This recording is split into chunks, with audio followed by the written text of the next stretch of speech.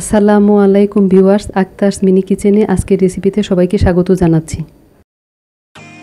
আজ আমি বরবটি ভর্তা তৈরি করব।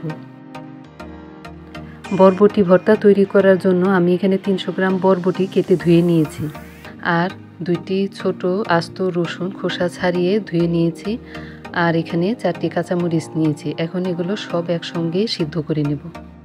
সব কিছু একসঙ্গে একটি কড়াইতে নিয়ে এখানে 1/3 কাপ পানি আর একটু লবণ দিয়ে এগুলোকে সিদ্ধ করে নেব।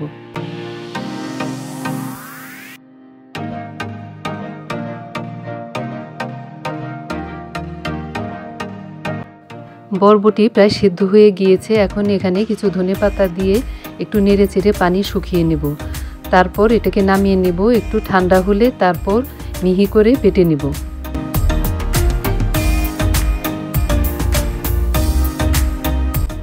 সিদ্ধ করা বরবটি বেটে নিয়েছি। এখন ভর্তাটা তৈরি করে নেব।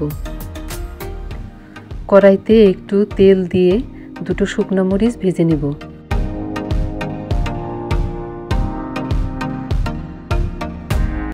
শুকনো মরিচ 2টো ভাজা হয়ে গিয়েছে, এখন আমি তুলে নিচ্ছি।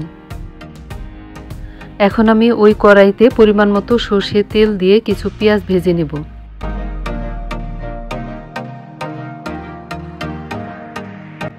পেঁয়াজগুলো ভাজা হয়ে গিয়েছে, এখন আমি এখানে বেটে রাখা বরবটিগুলো দিয়ে দিচ্ছি।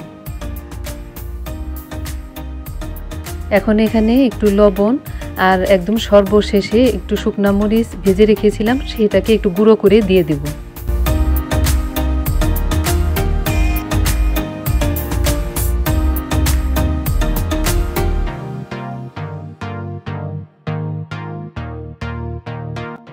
আমার ভর্তাটা তৈরি হয়ে গিয়েছে, এখন আমি এটাকে নামিয়ে নেব।